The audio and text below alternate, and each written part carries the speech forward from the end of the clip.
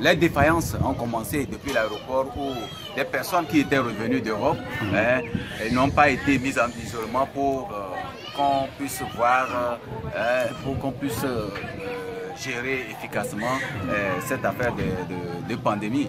Et donc, ils n'ont pas été pris en charge par l'État pour voir s'ils étaient contaminés, s'ils sont revenus avec la maladie ou pas. Et je ne vous apprends rien avec le décès malheureux de votre confrère Dominique Alizio. C'est la faute à l'État. Voilà. Donc, il est revenu du voyage le 17 par cet aéroport. Et puis bien d'autres personnes qui n'ont pas été mises en isolement. Et pourtant, l'État a promis de prendre des mesures. Où sont ces mesures-là? Donc, depuis là, il y a défaillance. Et également, avec ce qui se passe avec ce fameux projet Novici, que les ministres, le gouvernement lui-même pilote avec les ministres maladroitement, alors que c'est une politique qui devait être attribuée à la gouvernance locale. Je vais parler des conseillers communaux, des conseillers préfectoraux, municipaux, des CVD, des CDQ, qui maîtrisent mieux la situation, l'écart de pauvreté dans leur milieu et voir quelles sont les personnes qui ont besoin réellement d'être assistées en ces moments, en ces périodes de confinement. Mais nous avons vu les ministres, c'est le gouvernement lui-même. Au lieu d'être un superviseur, c'est les ministres qui sont en train de piloter ce projet, malheureusement, avec tout ce que nous constatons, qui favorise beaucoup plus la propagation de la pandémie avec ce projet Novici. Et ça, c'est pas normal. C'est encore les défaillances au niveau de la gouvernance. Bref, quand on voit tous ces aspects-là, avec ce qui s'ajoute par rapport aux violences faites par les forces de l'ordre, il faut voir que le grand problème, c'est au niveau de la gouvernance politique. Et les défaillances que nous rencontrons sont à attribuer aux dirigeants fondamentalement.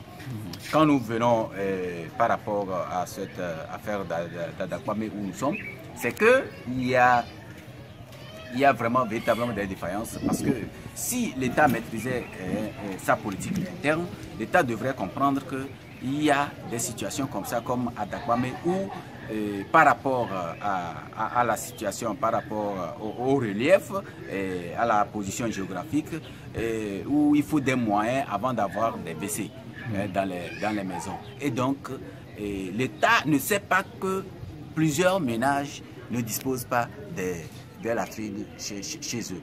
Et donc, il fallait prendre des dispositions. Si l'État avait connaissance de sa politique interne, l'État devrait s'en rendre compte et prendre des dispositions, donner des consignes aux forces de l'ordre pour leur dire que, attention, dans ces quartiers, il n'y a pas de WC. Et donc, les gens, pour des besoins qu'on ne peut pas éviter, vont sortir les nuits pour se soulager. Et cette politique n'étant pas, et donc les militaires, ils ont reçu la consigne de mater, de violenter, et c'est ce qu'ils ont fait. Et donc, fondamentalement, la faute, c'est la gouvernance. Voilà. Aujourd'hui, combien de plaintes vous avez reçues dans le cadre de cette histoire de couvre-feu où les gens ont été violentés? Ah, j'avoue que nous sommes débordés. Et là, nous sommes principalement sur des cas poignants. Et par rapport au cas de violence, vraiment, on est débordé parce qu'il n'y a pas un jour où les gens ne se plaignent pas par rapport aux violences vis-à-vis des forces de l'ordre, parce que tel était devant son portail et on l'a poursuivi jusqu'à la maison où on l'a tapé, tel était sorti pour uriner, même les mineurs ont fait le coup de ces bavures-là. Et ça, c'est pas normal. C'est pas normal et c'est ce que nous demandons aux dirigeants de revoir cette politique qui n'arrange pas la lutte contre la pandémie. Voilà. Monsieur Kao Achole, vous dirigez la Civito. La Civito, c'est une organisation de défense des droits de l'homme. Est-ce que vous aidez les victimes à porter plainte? Oui, et nous, à notre niveau, vous savez, par rapport au cas de plainte, il faut naturellement des moyens. Il ne faut pas se voiler la face. Il faut des moyens pour avoir une défense. Je parlais des avocats. Et nous, vous savez que pour le moment, les tests togolais ne permettent pas à la société civile de s'ériger en partie civile devant les juridictions.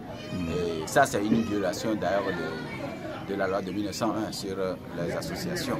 Mais bon, comme c'est ce qui est dans la pratique, on n'est plus rien. On attend de voir si les dirigeants vont,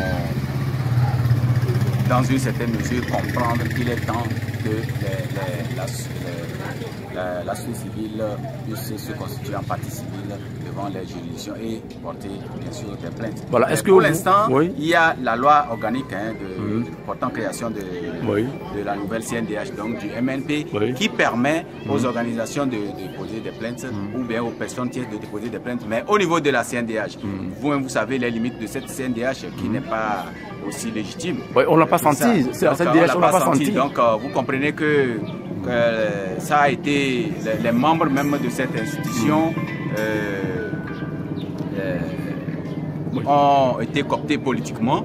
Et donc tous sont d'un bord politique, du bord politique au pouvoir, d'unir. Donc il ne faut pas se voiler la face. Donc ces membres ne pourront pas travailler efficacement comme le demandaient les tests qui attribuent une indépendance aux membres de la CNDH. Et donc il faut comprendre que s'il n'y a pas de changement politique, la CNDH telle qu'elle est, elle ne va pas changer et va toujours œuvrer en faveur du parti uni. Et donc malheureusement le travail qui a été abattu par la communauté internationale et nous qui avions été les acteurs principaux dans l'élaboration de cette loi, on constate simplement des défaillances. Voilà un peu ce qui se passe. Donc il faut mettre cette CNDH entre parenthèses en attendant de voir que la situation politique puisse changer un jour et qu'ensemble qu'on puisse le voir.